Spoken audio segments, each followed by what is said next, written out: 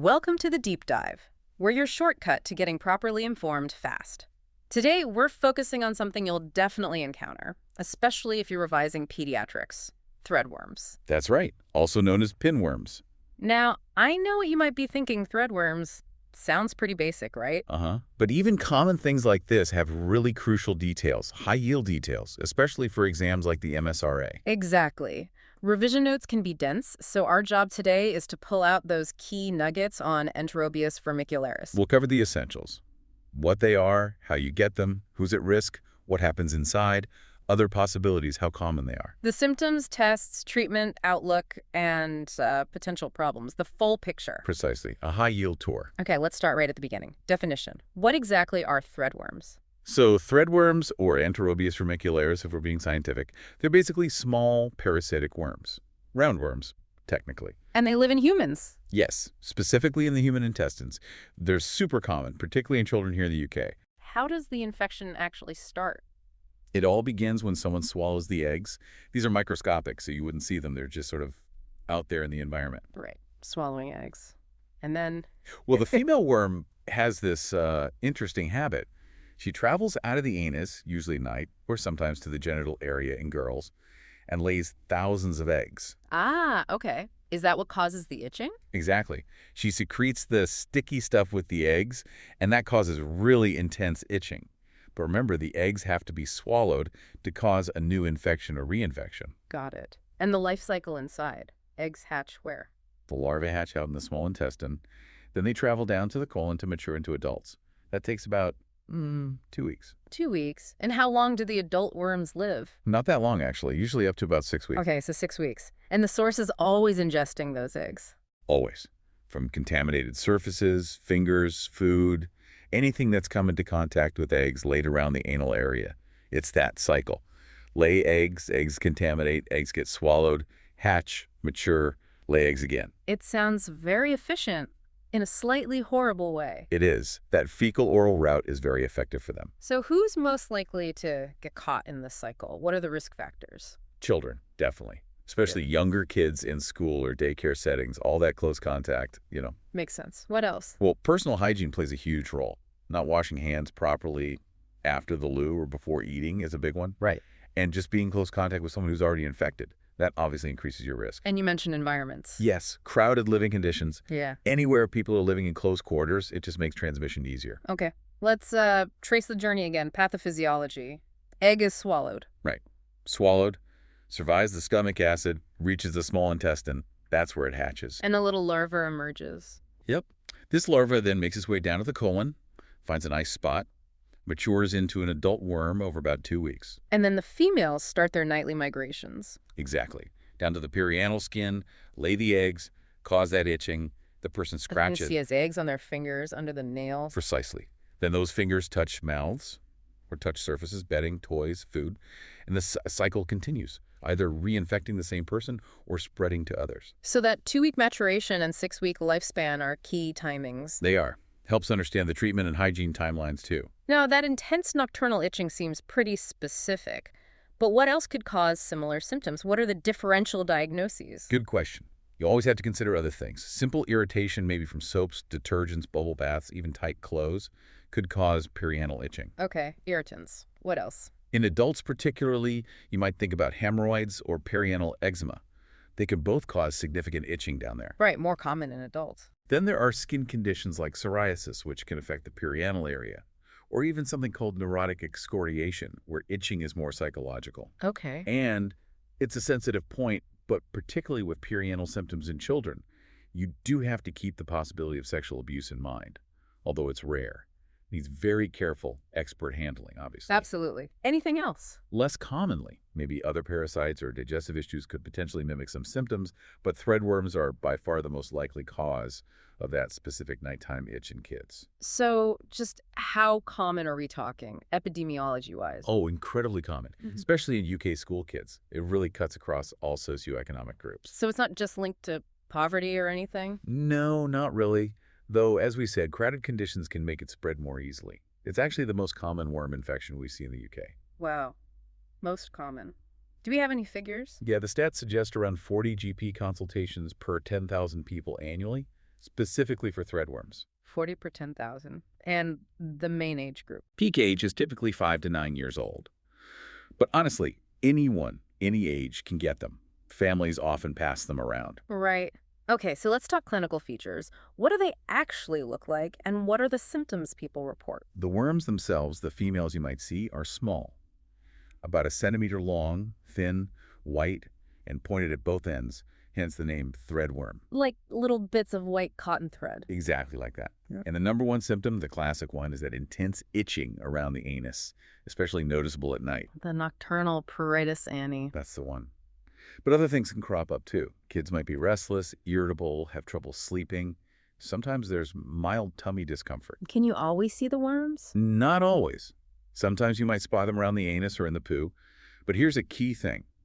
Maybe up to 90% of people with threadworms have no symptoms at all. 90%. Asymptomatic. Yep, so someone could be carrying them and spreading them without even knowing. That's quite something. And in girls, remember the itching might be around the vulva too. So if a prepubertal girl has vulval itching or irritation, definitely think threadworms. And you mentioned they can look like skin flakes. They can, easily missed. White, tiny. Sometimes the only sign might be disturbed sleep, or maybe a parent just happens to spot a worm during a nappy change, even with no other complaints. Okay, so symptoms can vary a lot or be absent. How do we confirm it then? Investigations. Often you don't need formal tests. If you've got that classic story, especially the nighttime itch, the diagnosis is usually clinical, based on symptoms. But if you do need to confirm, The best test is the adhesive tape test, or sticky tape test. how does that work?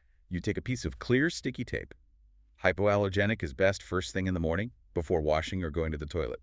Press it firmly onto the skin, right around the anus. To pick up any eggs laid overnight. Exactly. Then you stick the tape onto a glass microscope slide, and it gets sent off to the lab to look for eggs under the microscope. Simple enough. What about stool samples? You can examine stool samples, but it's much less reliable for threadworms. Eggs are only found in the stool in maybe 5% of cases.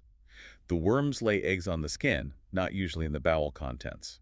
So tape test is much better, but often no test needed. Correct. If the symptoms scream threadworms, guidelines like the CKS often support empirical treatment, treating based on the strong clinical suspicion. Right. Which brings us to management.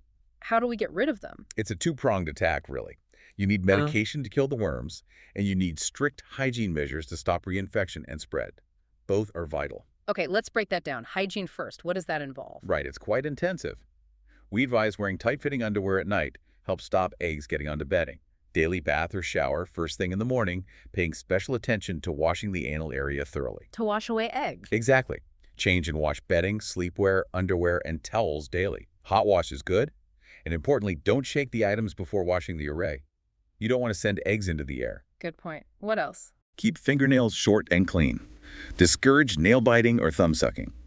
Strict hand washing after the toilet, before eating, always. Some even suggest keeping toothbrushes in a closed cupboard and rinsing them well. Sounds like a lot of effort. It is, but it's crucial because the eggs are so easily spread. And importantly, you need to treat all household members at the same time, even if they don't have symptoms. Because of that high asymptomatic rate? Precisely. Otherwise, someone else in the family could just reinfect the person you've treated. Makes sense. What about the medication? The usual first choice is mebendazole. It's available over the counter, suitable for adults and children over 2 years old. It's typically just a single dose, often a chewable tablet. One dose and done. Usually one dose, yes. But sometimes a second dose is recommended 2 weeks later to catch any worms that hatched after the first dose. Other options include albendazole or pyrantyl pomade, but mebendazole is common. And do kids need to stay off school? No, exclusion from school isn't necessary, but obviously reinforcing good hand hygiene at school is important. You mentioned pregnancy earlier. Can hygiene alone work? Yes, it's thought that if you're incredibly strict with the hygiene measures for about 6 weeks, the lifespan of the adult worm, you can break the cycle and clear the infection without medication. That's often the preferred route in pregnancy, if possible. Okay, that's good to know. So, assuming treatment and hygiene work, what's the prognosis? Generally excellent. With the right treatment and those all-important prevention steps, most people get completely better with no long-term effects. But reinfection is common. It is. Those eggs are hardy and easily spread, so recurrences can definitely happen, especially in households with young children. That's why the hygiene part is just as critical as the medicine. Constant vigilance. So maintaining good habits is key long term. Absolutely. Regular hand washing before eating, keeping nails short, discouraging finger sucking, and making sure treatment is effective, maybe repeating it as advised, helps prevent those annoying recurrences. What about complications? Is it just itching or can things get more serious? Usually it's just the itching and the sleep disturbance, which is annoying enough. But complications can happen. The most frequent issue comes from scratching. Breaking the skin. Exactly. Intense scratching can lead to soreness, inflammation, even little cuts or lacerations around the anus, which can then get a secondary bacterial infection. Nasty. Anything else? In really severe, persistent infestations, which are less common, people might experience things like weight loss, poor appetite, ongoing insomnia and irritability, sometimes even endoresis bedwetting. Okay. And I think you mentioned worms ending up in strange places. Yes, very rarely. Worms, usually females looking for a place to lay eggs, can migrate outside the digestive tract. They've been found in the female genital tract, causing vulvovaginitis, or even extremely rarely in places like the appendix, ears, nose, liver, kidney, spleen, causing little inflammatory reactions called granulomas. But that's really uncommon. Wow. Okay. Rare but possible. Any complications from the treatment itself? The medications like mebendazole are generally very safe. As we said, they're often avoided in the first trimester of pregnancy, just as a precaution. And hygiene is preferred. They're not licensed for babies under 3 months. So for tiny babies, it's all about hygiene. Yes, super strict hygiene, frequent nappy changes, maybe every 3 hours, meticulous cleaning. But overall, serious complications from either the worms or the treatment are not common. Prevention really is the best approach. Good hand hygiene, discouraging nail biting, prompt treatment. Okay, let's try and nail down the absolute key takeaways for revision. Right. Threadworms. Think super common, especially in kids. Think itchy bottom, worse at night. Diagnosis often clinical, but sticky tape test is the gold standard if needed. And management. 2 key things. Mebendazole, usually a single dose, maybe repeated, and treat the whole household. Plus, relentless hygiene for about 6 weeks. Hand washing, short nails, daily washing, clean bedding. Got it. It really drives home that even simple-sounding topics have these crucial details for effective practice and, well, for passing exams. Absolutely. Remember those mnemonics, maybe? Itchy bum at nighttime, sticky tape in the AM, treat the house, clean the house. Little hooks like that can help it stick. Perfect. And speaking of helping things stick, if you want more high-yield revision material like this, especially for the MSRA, definitely check out PassTheMSRA.com. And there's also FreeNSRA.com for loads of free questions and resources, too. Really useful stuff. Definitely worth a look. So threadworms common, itchy, treatable, but hygiene is king. That's the essence of it. And here's something to think about. Given how many infections are asymptomatic, just how widespread are these things silently circulating? Makes you consider the real importance of basic public health hygiene awareness, doesn't it? It really does. Something to mull over. Thanks for joining us on The Deep Dive.